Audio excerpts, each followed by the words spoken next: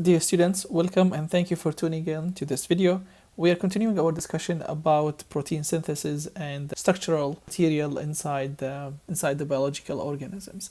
And we talked in the previous video about the DNA and the human genome, which consists of 23 pairs of chromosomes with a total of 46. We'd like to look a little bit more deeper into these chromosomes to see what are they composed of, because this is important in understanding how genes are synthesized, and so we need to look at the structure of each of those chromosomes.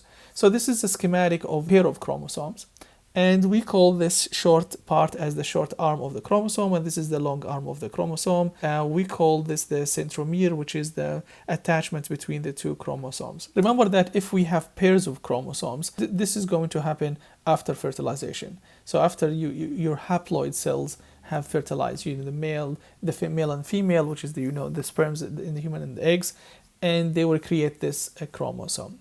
Now each of those chromosomes is made actually of a long chain. If we want to break those chains, if this is a chromosome, if we go smaller, this is called chromatin, and the chromatin actually is a chain of smaller chains. So we have our DNA. We know that it's a double helix strand of nucleotide, and if we have this double helix strand, we have another type of proteins called histone molecules. These histone molecules work like a disc that is going to allow the DNA to wrap around them. So usually we have 8 histones together to create like a ball shape, like this one, and the DNA gets rounded around it. So the DNA will be stranded around this collection of histone molecules. Now remember that histones are proteins, so they have to be created actually from cells. We're going to talk about this in a bit. Each histone, you have your DNA is rounded around it. So if you have 8 histones with the DNA wrapped around it, we call this unit as a nucleosome. So you have a DNA strand, you have histones. 8 histones will make a sphere, like a ball-shaped spherical object. The DNA will be wrapped around it. The 8 histone and the DNA wrapped around it, they're going to create something called nucleosome.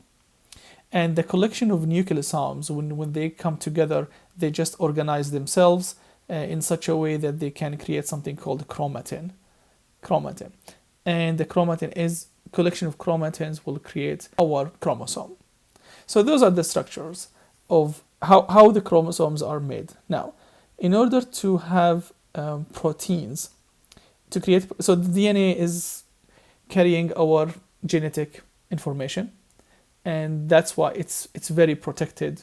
It's protected inside the nucleus, so there are no environmental changes that can affect it and destroy it or damage it. So this is our DNA. Now, in order to have it translated and transcribed and translated into proteins, there is intermediate steps along the way. The first step is that we need to unwrap this big collection of huge and complex structures, chromatins, in order to get to this the DNA double helix strand. And we need also to break the bonds between the double helix in order to get the genetic information. So it's a very complicated and delicate process in order to preserve our genetic information. That's important. So we're studying this in order to understand how proteins are made. So the first step was to understand what DNA is, which we know, and then what chromosomes are, and then go a step further to see how we are going to move our genetic information into proteins. I want to show you one more picture here. So this is electron microscope that shows on the top A, this is the chromatin. And the chromatin is what we said is the collection of all these nucleosomes. Together they're wrapped and organized in such a way that it will create this chain of all these molecules, which we call chromatins. So this is the chromatin, how it looked like. And it was isolated for experimentations, and it's 30 nanometers thick. And you can see from here, that's the 30 nanometer where it comes from. So these nucleosomes, which are composed of 8 histones as a rounded, spherical object, and the DNA wrapped around it, these nucleosomes, 3 of them, which is roughly 13 nanometers, will start creating our chromatin.